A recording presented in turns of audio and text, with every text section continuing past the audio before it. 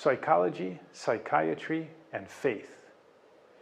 Over the past 25, 30 years, there have been some fascinating developments in psychology, psychiatry, also in neuroscience that have an awful lot to do with faith.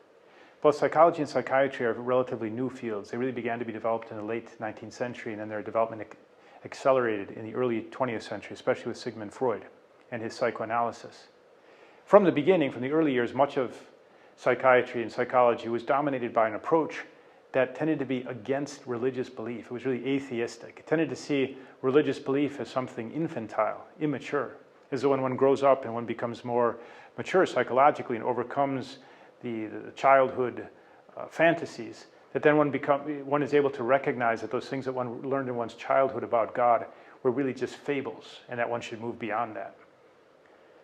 On account of that, there was kind of an antagonism since its birth of psychology and psychiatry between church, Christian belief, religion, and psychology. But over these past 25, 30 years, there's been a sudden change, a total turnaround of 180 degrees.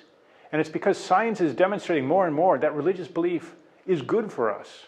It's an amazing thing, but it really shouldn't surprise, that those who believe are generally, on the whole, more happy and more healthy, even in their body.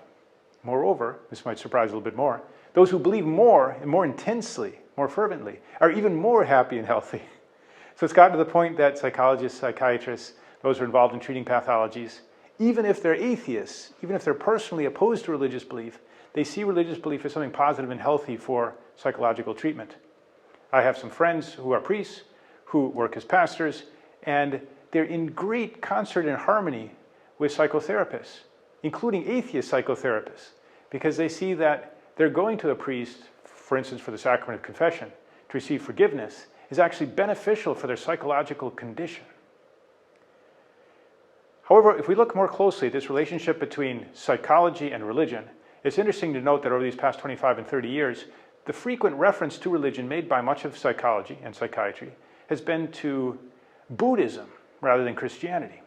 Because through Buddhism, there's an emphasis on a practice of meditation and what's called mindfulness, being present to oneself, being aware of one's own feelings, one's own actions, living in the present moment.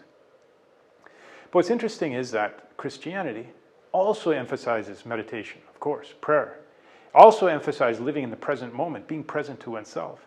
And moreover, Christianity, of course, implies and requires a reference to the transcendent.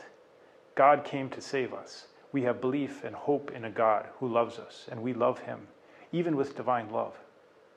This is especially powerful when it's applied within the context of what's called positive psychology and mindfulness, along with cognitive behavioral therapy, such that our religious belief can be integrated with not just mental health and overcoming pathologies, but in mental flourishing, the best form of mental hygiene, and really being happy and successful, to the point that in recent Harvard Business Reviews, this form of cognitive behavioral therapy has been spoken about in a positive way, to the point of encouraging that CEOs practice meditation.